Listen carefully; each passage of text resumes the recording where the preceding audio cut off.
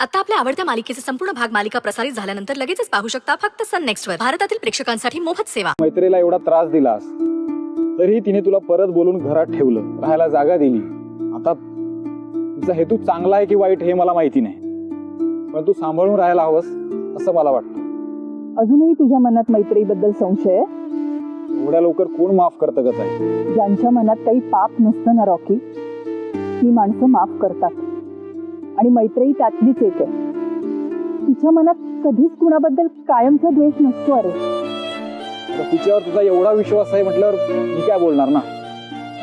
बाकी तुला माझी कधी गरज लागली तर मला कॉल कर. तशी वेळच येणार नाही. अरे आणि तू नोकरी मागायच्या आडून जर हे सांगायला इथे आला असशील तर तू गेलास तरी चालेल, कारण मैत्रीबद्दल माझ्या मनात विष कालवण्याआधी तू इथून गेलेला बरा.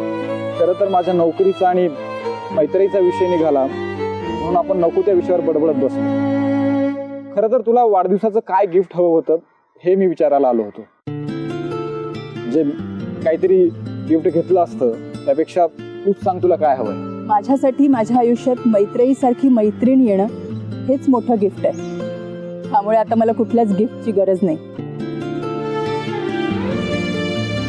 काय झालं आता का पाहतोस? काही नाही ताई, किती बदलली आहेस ना.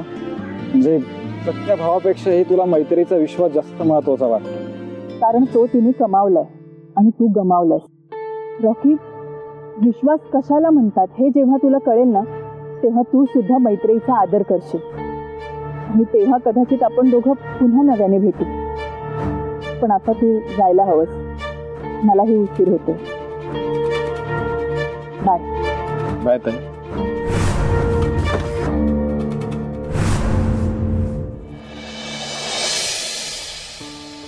Good morning. Good morning. मला सांग, तू कमलाई आणि रूपाला पाहिलंस का?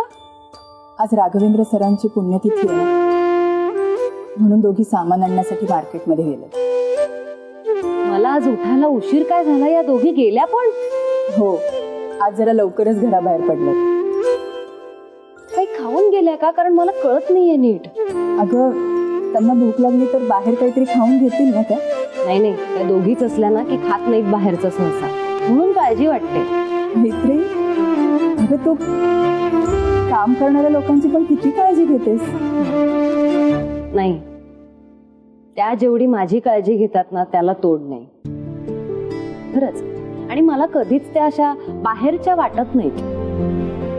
कमलाईमध्ये मी नेहमीच माझ्या आईला बघत आले आणि रूपा मला माझ्या बहिणीसारखी वाटते.